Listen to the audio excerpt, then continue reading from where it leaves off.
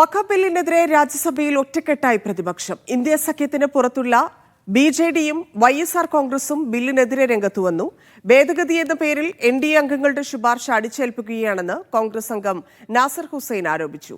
മതേതരത്വം തകർക്കാനാണ് ഇപ്പോൾ ശ്രമിക്കുന്നതെന്ന് ഡിഎംകെ കുറ്റപ്പെടുത്തി. ബില്ലിനെതിരെ സംസാരിച്ച ജോൺ ബ്രിട്ടാസ് കേന്ദ്രത്തെയും ബിജെപിയെയും അതിരൂക്ഷമായി വിമർശിച്ചു.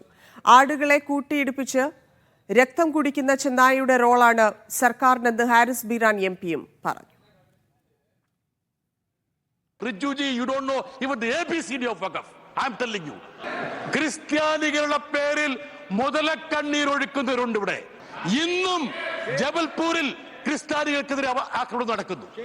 കഴിഞ്ഞ വർഷം മാത്രം 700 ആക്രമണങ്ങളാണ് ക്രിസ്ത്യാനികൾക്കെതിരെ നടന്നത്. മണിപ്പൂരിൽ 200-ലേറെ പള്ളികൾ ഇവരെ കത്തിച്ചു. സാർ, ഇവരിപ്പോ കഴിഞ്ഞ 2-3 ദിവസമായിട്ട് ഈസായി ക്രിസ്ത്യാനി കേരള മുനമ്പം എന്ന് പറയുന്നുണ്ടല്ലോ സാർ. സ്റ്റാൻ സ്വാമിയെ മറക്കാൻ പറ്റുമോ സാർ? പാർക്കിൻസൺസ് രോഗം വന്ന് ഒരു തുള്ളി വെള്ളം കഴിക്കാൻ കഴിയാതെ ഒരു സ്ട്രോയ്ക്ക് വേണ്ടി കരഞ്ഞ മനുഷ്യൻ. ആ മനുഷ്യനെ നിങ്ങൾ ജയിലിലിട്ട് കൊന്നില്ലേ? ഗ്രഹാം സ്റ്റേറ്റ്സിനെ മറക്കാൻ പറ്റുമോ? ചുട്ടുകൊന്നില്ലേ? മക്കളോടൊപ്പം ചുട്ടുകൊന്നില്ലേ? ഇപ്പോഴും ആക്രമണം നടക്കുകയല്ലേ ചെയ്യുന്നത് സാർ? മുനമ്പത്ത് 600 കുടുംബങ്ങളെയാണ് sir. Please give me little time please sir. 600 കുടുംബങ്ങളെ അവരെ ചതിയിൽപ്പെടുത്തി മാത്രമല്ല വഹിച്ചിരിക്കുകയാണ്. ഇവര് അവിടെയുള്ള ഒരു പ്രധാനപ്പെട്ട പാർട്ടിയുടെ മത നേതാവ് പോയി എന്താ വാക്ക് കൊടുത്തത്? ഒരു കമ്മീഷന് ജസ്റ്റിസ് CNRന്റെ പേരിൽ ഒരു കമ്മീഷനെ രൂപീകരിച്ചു. ഹൈക്കോടതി അതെടുത്ത് തോട്ടിൽ കളഞ്ഞിട്ടുണ്ട്. Finds it convenient to pitch minority communities against each other and reap potential benefit out of it, sir. We are reminded of the story of the jackal who licked the drops of blood flowing from the heads of the fighting gods, sir. The moral of this story from Panchatantra is that one should resist greed. You in Munambam, you are this greedy person, sir. Here, sir, we see political greed, sir, garbed in rabid communalism, sir. Now, sir, something that will harm the ethos, social fabric and very fundamentals of this country, sir. I strongly oppose this bill, sir, being unconstitutional, being against the principles of secularism, being against the principles of federalism. Dhanasumod ചേരുന്നു. ധനസുമോദ്, പ്രതിപക്ഷം ഒറ്റക്കെട്ടായി ബില്ലിനെ രാജ്യസഭയിലും എതിർത്തിരിക്കുന്നു. എന്താണ് സഭയിൽ സംഭവിച്ചത്? പ്രതിപക്ഷ എംപിമാർ എങ്ങനെയൊക്കെയാണ് ഇതിൽ സംസാരിച്ചത്? പ്രത്യേകിച്ച് ജോസ് കെ മാണി.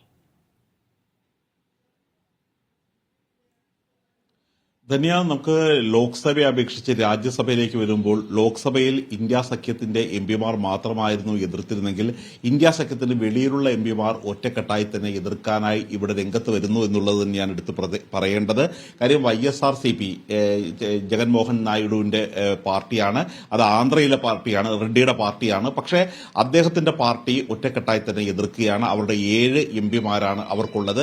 ഇതുകൂടാതെ ബിജു ജനതാദളിന്റെ പാർട്ടി, ഒഡീഷയിലുള്ളൊരു പാർട്ടിയും അവരും എതിർക്കുകയാണ്. ഈ 2 കൂട്ടർക്കും കൂടി 14 MLA-മാരാണുള്ളത്. ഇതുകൂടി കൂട്ടുമ്പോൾ 111 എംപിമാർ ഇതിനെ എതിർക്കുന്ന ഒരു കാഴ്ചയാണ് നമ്മളിവിടെ കാണുന്നത്. അതേസമയം 125 എംപിമാർ അപ്പുറത്തുണ്ട്. അതുകൊണ്ട് ഈ ബില്ല് പാസ്സാകും എന്നുള്ളൊരു കാര്യത്തിൽ സംശയമില്ല. പക്ഷേ എങ്കിൽ പോലും എതിർപ്പ് വളരെയധികം ശക്തമായി തന്നെ കൂടി വരികയാണ്. ഇതിൽ പലപ്പോഴും ഈ കേരളത്തിൽ നിന്നുള്ളവർ സംസാരിക്കുമ്പോൾ മുനമ്പം വിഷയം കേന്ദ്രീകരിച്ച് തന്നെയാണ് സംസാരിക്കുന്നത്. മന്ത്രി സംസാരിക്കുമ്പോഴും കേന്ദ്രമന്ത്രിമാർ സംസാരിക്കുമ്പോൾ മുനമ്പത്തിന് ഒരു പരിഹാരത്തിനുള്ള ഏക മാർഗം ഈ ഭേദഗതി ബിൽ അംഗീകരിക്കുക എന്നുള്ളത് തന്നെയാണ് എന്നുള്ളൊരു കാര്യമാണ് പറയുന്നത്. അങ്ങനെയെങ്കിൽ ഏത് വ്യവസ്ഥയാണ് ഇതിൽ അംഗീകരിക്കുന്നത് എന്നുള്ളൊരു കാര്യം ചോദിക്കുമ്പോൾ അത് കൃത്യമായ ഒരു മറുപടി പറയാനില്ല. ഏതായാലും സഭയിൽ പ്രതിപക്ഷ ഭരണപക്ഷ എംപിമാർ കൊമ്പ് കോർക്കുന്ന ഒരു കാഴ്ചയാണ് കണ്ടത്. ജോസ് കെ മാണി സംസാരിച്ചു, ഇതുകൂടാതെ ജോൺ ബ്രിട്ടാസ് സംസാരിച്ചു. അതിനോടൊപ്പം തന്നെ BJP ഭാഗത്ത് നിന്ന് പ്രതിരോധവുമായി എത്തിയത് സുരേഷ് ഗോപിയായിരുന്നു. ശരി, ധനസുമോദ്.